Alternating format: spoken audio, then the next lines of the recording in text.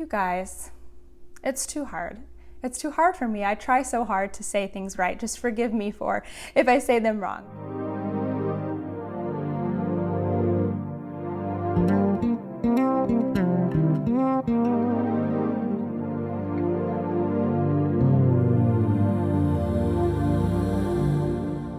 Hey everyone, my name is Natalie, also known as Knitty Natty. Welcome to episode 79 of the Love and Stitches podcast. Today is Tuesday, September 8th, 2020, and it's a relatively mild September day here in North Texas. We had mild weather all last week with some rain. It was like awesome. And then over the weekend, we actually had really beautiful weather in the high 80s. So we got to go to the pool and not be just dying from heat, but also feel really comfortable. So I think it's like back in the low 90s today. I have no idea, but at least it's not 100 degrees. So for that, I am grateful. Today I am wearing my Lilium tee, and it is getting more and more tank toppy like as I wear it. The armholes I made a little small, so they do kind of come in, but it's a beautiful top. I love it. I picked out a knitted outfit to wear today. Not even like thinking, oh, it's Tuesday and I'm going to be podcasting, so that'll be perfect. I had a full day at school today, like at work, where I was in the building. And so I wanted to feel like ready and special, so I put on some knitwear. And then, I got home and I was like, oh, perfect. I'm going to have on knitting while I'm podcasting. Doesn't happen very often when the weather is hot. So here you go, wearing my Lilium. I'll have it linked below so you can see all of the project details, the lovely yarn and everything. I think I have the size I made, all of that in there. So let's dive right in. Oh, I do have to say, I probably will get disrupted at some point. My husband is at the grocery store right now getting our groceries for the week. And sometimes he'll like text me and ask me because I'll give him things to buy. He has been taking over the grocery responsibility to allow me to have more time to do stuff like this, which is just really, really amazing. But I'm really specific, so he's like, wait, what do you mean by Greek yogurt? That was what he was texting me about a second ago. He'll also probably walk in the door at some point, so just a disclaimer for any abrupt interruptions that may incur. All right, I have a finished object this week. My Helical Socks are finished, and with that, before I even tell you about the socks, I am down to zero, ooh, that made a funny noise, 0 sock whips. Whew, okay. Like at the beginning of 2020, I was a one sock pair at a time person. And then something happened when quarantine started, my sock mojo went away and I ripped socks, I started socks, who even knows? And I had 4 sock whips going at one point. So now I am down to 0. I finished these last night. They are knit helically. And then I did the Kitchener last night and woven the ends this morning before I went to work because I wanted them to be blocked and ready to show you on the podcast. They're a little damp still, but so excited. Okay, so let me tell you more about the sock. So the sock is actually knit with 2 different colors, which I didn't bring over here because I was like, they don't need to see how much yarn is left because I started with partial skeins anyway, but that would have been helpful if I brought over the colors. So I apologize for that, but you just have to believe me. It's 2 different colors and they're both like yellows. One has the black in it and one has more like orangey tones, but when blended together in helical knitting, which is basically switching colors every row using a slip stitch technique so that you don't have to carry the yarn, you get a result like this. So this is really, really great. Usually, or oftentimes, helical knitting is used for stripes or for alternating yarns when you have hand-dyed yarn. Same color, but maybe the colorways are different. So this I did a little differently. Now I did record a tutorial while I was making the second sock to show you kind of some specifics for socks, like putting in the heel and toe and how I did that. So that tutorial will come out soon. It's done. I filmed it. I just need to finish editing it. Probably on Instagram it will come out. But just know that the way that I'm showing is not the only way to do it. It's just the way that I made these socks. So I think they turned out really, really great. The 2 yarns are from Advent Calendar, from Dragon Horde Yarn and Yarn Cafe Creations. And it was the full skein that came at the end of the year. So from 2018 and 2019, the full skeins that were the Hufflepuff skeins. Other details, these socks are for me. They are 60 stitches. I knit them from the cuff down with contrasting heels and toes. I did 20 rounds for the cuff, 40 for the leg, and 65 for the foot. All those details I try to put into my Ravelry project pages, because sometimes I knit one sock and then months later knit the other one. So it helps me, but also it's there if you ever want to go look at it. For reference, I am a size 7.5, 8 in women's tennis shoes. What else? My sock blockers. I've been getting a lot of questions about my sock blockers lately. Yeah, I'm showing you that the correct way. I live in Texas, in case you didn't know. I got these at DFW Fiberfest, which is the Fiberfest that happens here in Irving, Texas. But you can also get her stuff. She's perfectly catchy designs with 2 R's, like P-U-R-R, perfectly catchy designs. If you search for it on eBay, this will come up. They are pretty affordable. I don't know how the shipping is, but the actual cost is not so bad for something that's like handmade. So I love them. Okay, I think that's all of my socks. I also just saw that my husband texted me 4 times in a row, so I better see what he needs. All right, he just wanted to know what to cook tonight, and I just ignored him. He'll figure it out. Okay, so what else do we have as far as whips? So I have kind of narrowed down my whips. I don't have any more sock whips, and I also haven't cast on new socks yet because my socks are being held hostage. So I am trying to work as quickly as I can through the project that my sock needles are on so that I can have them free to cast on my September socks. So let me show you that project, since I guess that makes the most logical sense next. So I am working on a sweater for the fall garment make along, which I'll talk about a little bit in news. And it is the Weekender Light. So this is one of the bands on the bottom of the front or back. And then I cast on both bands at the same time. Last week, I think I just had the cast on and the 2 setup rows. So therefore I did not put a marker in. So basically what you see is just about all from this past week, except for the tubular cast on that I did. So not too shabby. This is a really great project to bring around because it's just so simple, especially at the moment. So I need to get to, I don't think I have to do much more. I think this is 2 inches, so maybe 1/2 inch on this one, and then this one needs to be like 3.25 inches. So I need to continue working on that next, and then like I said, I'll be able to free up these needles to cast on my September socks. It's September 8th, so I need to hurry up. Luckily, these socks are actually sport weight, and that's why I'm waiting to use these needles, which are a size 2. So they will be a little quicker because I will have fewer stitches and fewer rows in order to make the socks. Okay, let me tell you about the yarn. Oh, I forgot to put this out. There we go. You can see it for the fall garment make along.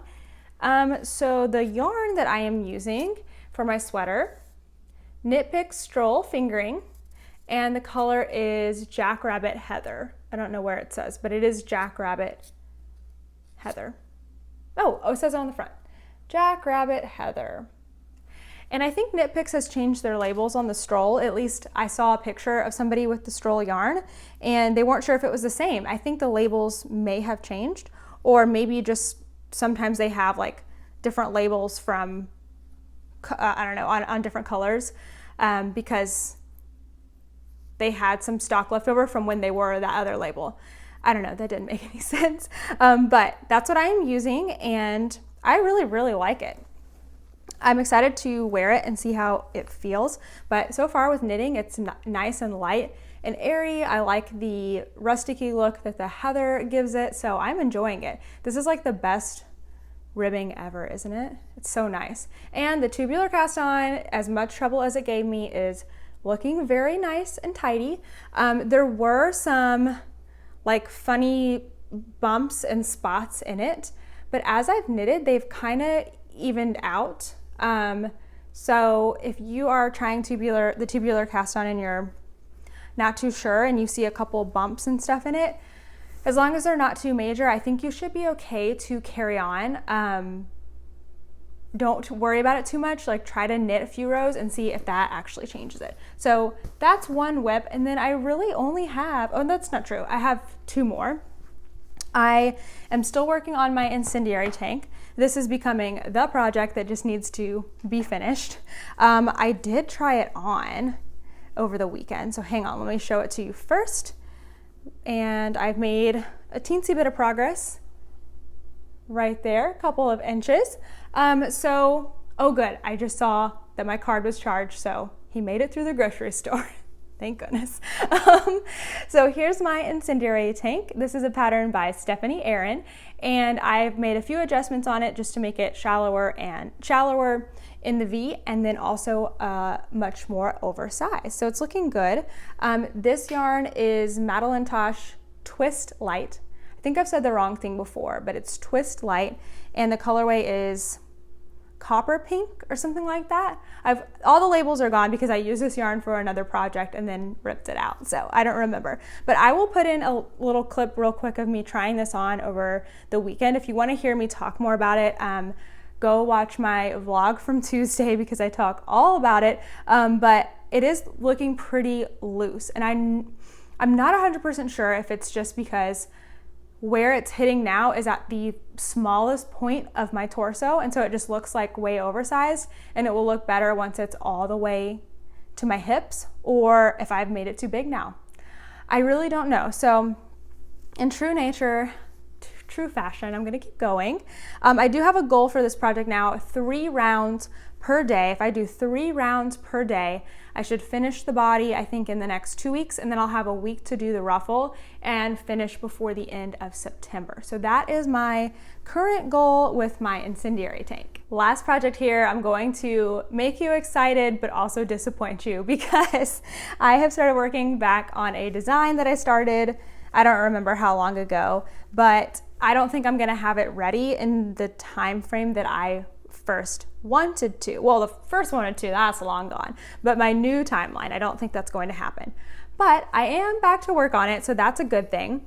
This is the probably going to be called like the Crochet Yarn Cozy or Crochet Yarn Cozy Light, because I do plan on having multiple versions of this pattern. So as you can see, it's just a little crocheted shell, which will be a yarn cozy, so you can put a cake of yarn in. So that one's good. I do need to remake it once. I want to make a few tweaks on it. That's kind of how most things go, especially if they're small. I like to make them at least twice, if not more. And then this weekend I was working on a ribbed version. I'm finally getting better at crochet ribbing. I did some crocheted socks, and I don't know, I'm getting better at it. So I'm kind of playing with this. I think it's working. So I'm excited. So I need to continue working on that. I've implemented some new techniques that I have learned about crochet. Not difficult, just actually ways to simplify, like a running marker. So working on that. So like I said, exciting because I am working on it again, but also disappointing because I'm probably not going to have this out in September, given that it's the 9th and I need to get it tested, well, finished and then tested. So yep, probably not going to happen, you guys, but I will do my best. I would rather spend more time on it and put out something that is tested and good to go, rather than rush and get it out. So please be patient with me. Thank you in advance. All right, let's get into some questions. There are some really good questions this week in the Ravelry thread. So if you ever have any questions you want me to answer specifically on the podcast, head to Ravelry and go to the Love and Stitches Ravelry group and the Ask Me thread. It is pinned to the top. If you are not a Ravelry user, but you want to ask your questions, you can put them in the like YouTube comments or message me on Instagram, and I will do my best to answer them on the podcast. Okay, so this week we have questions from, oh no, I don't know how to say your username, Walla Imad. I don't know how to say that, sorry. And this person says, hi Natalie, what would you use to wash and block your knits if you don't have any special wool wash? I don't have access to any wool wash here where I live, and I don't know what I should use. Okay, so I tried to do some Googling to see what what Google recommends. And basically what I found was just to use a gentle wash. So I don't know if that means like a gentle, like free detergent. I mean, I wouldn't use like a straight detergent on my hand wash things, but I know that when we used to wash things, they weren't hand knits, but like hand wash things at home, we would use, I think, Woolite, which just you can buy at the grocery store.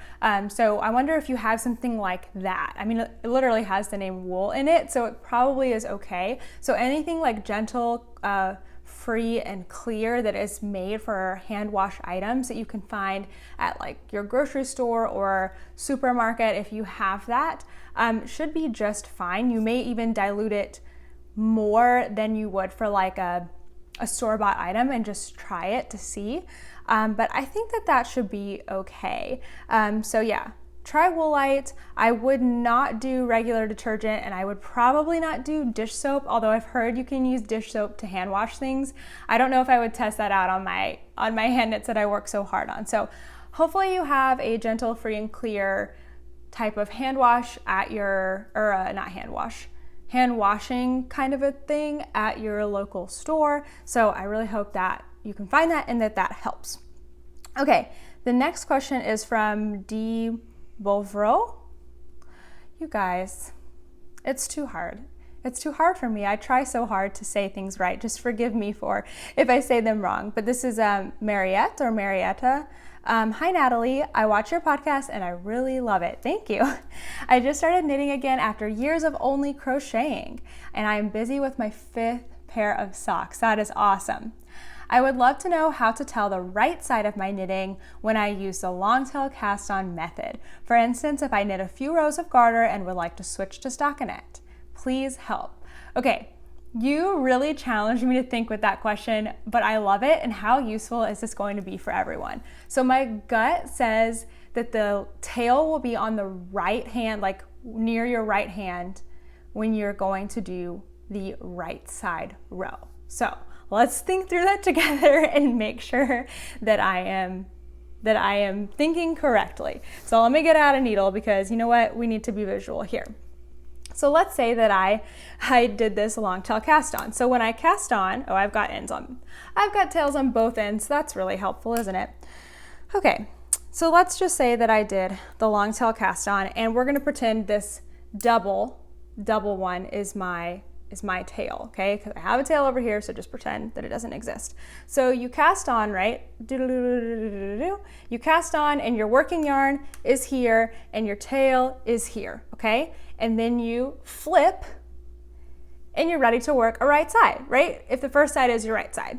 And your tail is on the right hand side. So as long as your first row is a right side row, it should be on the right. That's pretty easy to remember, right? Right side, tail is on the right. Exceptions to that, well, not really, because I was gonna say exceptions to that would be if you're knitting in the round, but in that case, you wouldn't have trouble knowing what your right side is because you would be in the round, so never mind. So tail is on the right when you do long tail, tail is on the right when you are knitting a right side row. Helpful. That's actually really helpful. I've never taken the time to think through that, and I can think of so many occasions where that would have been helpful. All right, this question is from Sand Pell. Hi Natalie, I just finished knitting a cardigan. My question is, do you block the cardigan before or after sewing the pieces together, and do you weave in your ends before or after you block? Thanks in advance.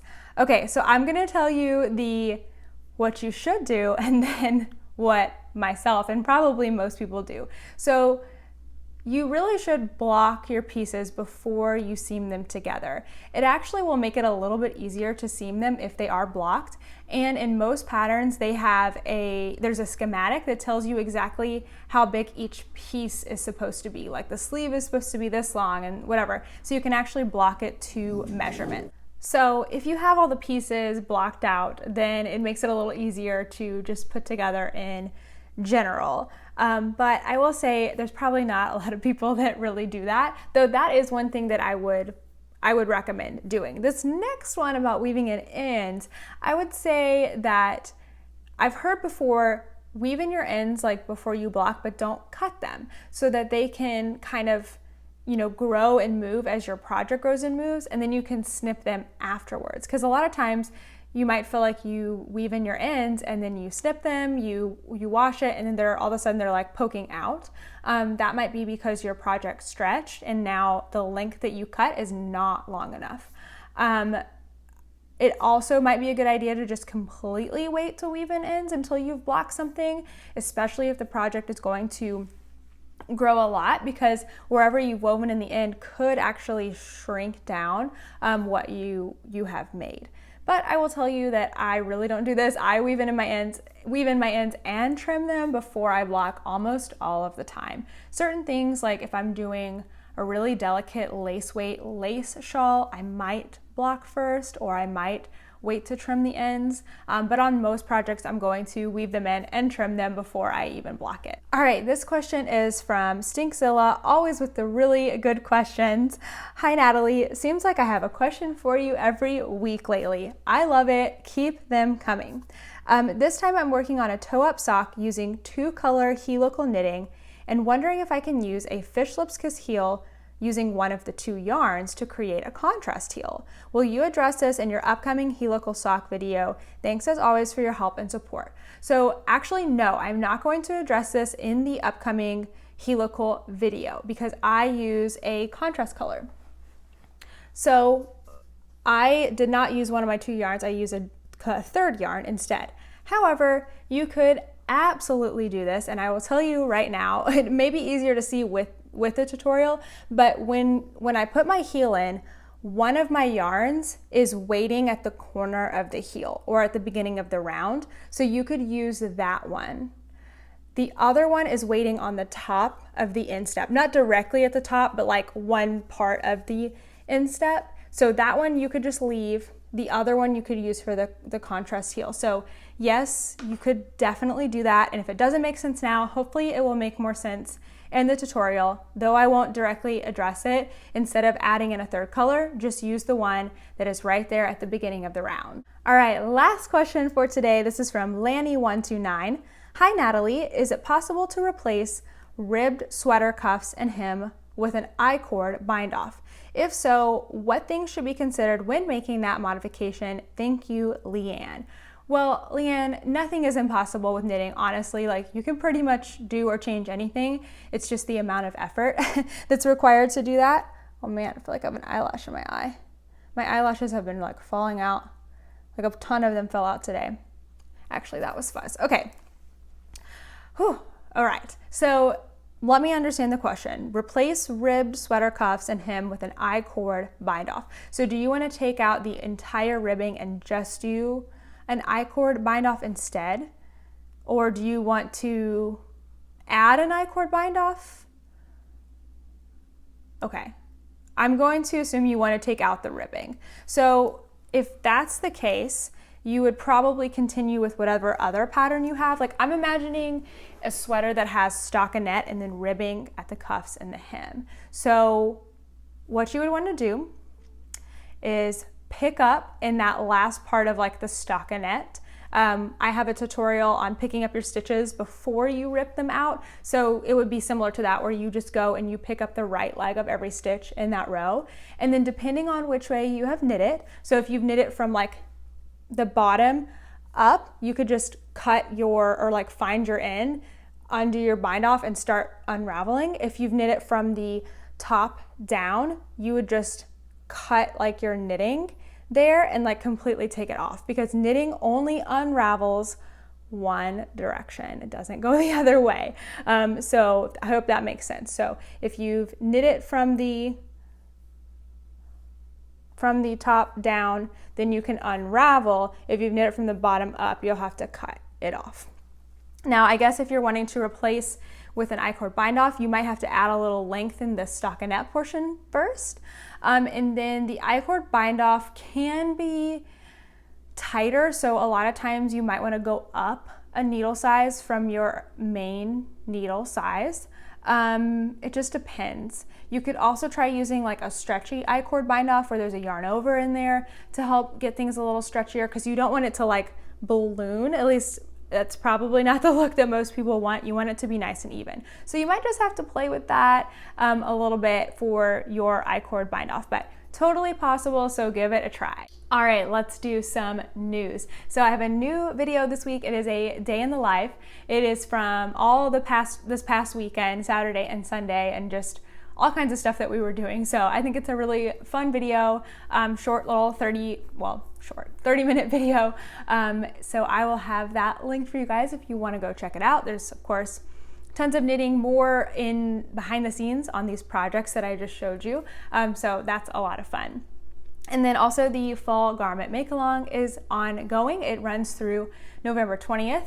In our current segment, it's September 8th. You have until the 20th to chat, use a hashtag on Instagram, and win the prizes for August and September. I will have a new video coming out September 21st that goes through all the prizes for the September-October block, so be looking out for that soon. The most exciting news to me, and it's nothing to do with Knitty Natty at all, is that the West Knits Make-Along has been announced. It got announced yesterday, and tons of you sent me the post, which I am so grateful for. I was so excited, I got goosebumps. So if you don't know, the West Knits Mystery Knit Along is a shawl knit along that happens every October. This is the 11th one. I've participated for the past 2 years, so this will be my 3rd year. And it is a shawl designed by Stephen West. So he is definitely known for his wild and crazy colors, but you don't have to choose wild and crazy colors. I think it's just a really fun way to learn new techniques and, have fun, trusting the designer to make something beautiful, and it has never disappointed. It's always been fun. I've never kept up with the make along though, like kept on the weeks, so I'm really trying so hard this year to get these current whips done by the end of September so that I have October all free to work on this make along, because it is a lot of knitting. So the kits, I'm considering getting a yarn kit from Stephen and Penelope, which is his yarn store in Amsterdam. I'm considering getting a kit. I thought about getting a kit last year, but none of the colors really spoke to me, so I decided to go to my local yarn store instead. So I'm gonna wait and see if the kits excite me this year or not. Not saying that they weren't pretty, they just weren't my colors. So I might buy a kit, and that is happening on, I think, September 14th. Is that next Monday at 5 p.m.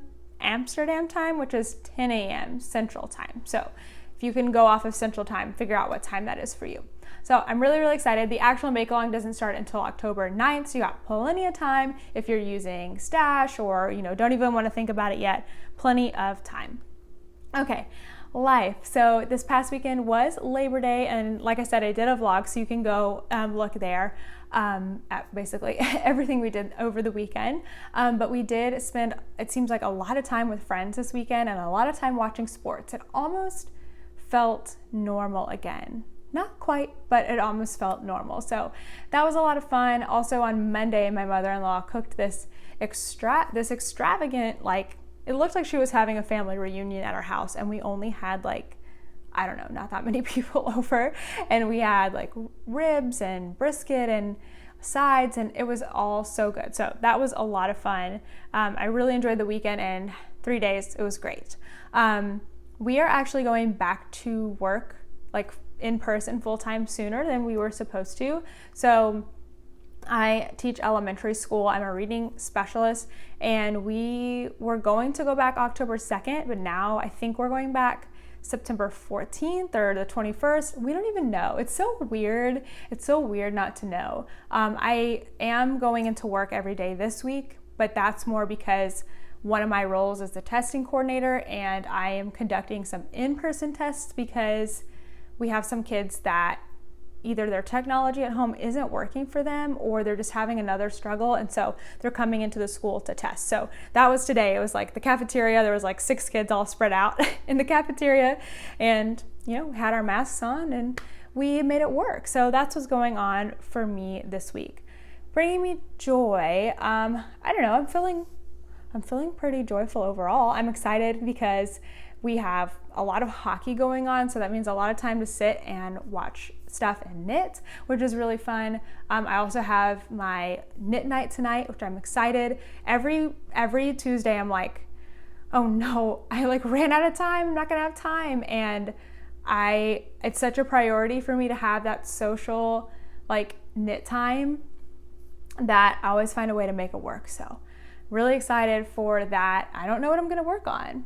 I need to do my 3 rounds on my Incendiary Tank, and then I'll probably go to my Weekender Light. Maybe I'll throw in a couple rounds on my Crochet Cozy. We'll see. I don't know yet. I don't know. But I think that's everything that I had to tell you guys. So a little shorter and sweeter this week. That's it. Yep. I guess that's everything. All right. Thank you guys so much for watching, and I will see you next week. Bye.